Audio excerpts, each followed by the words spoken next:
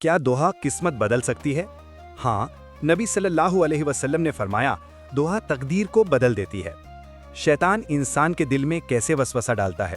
وہ آہستہ آہستہ برے خیال ڈالتا ہے، مگر جو ذکر کرتا ہے وہ محفوظ رہتا ہے۔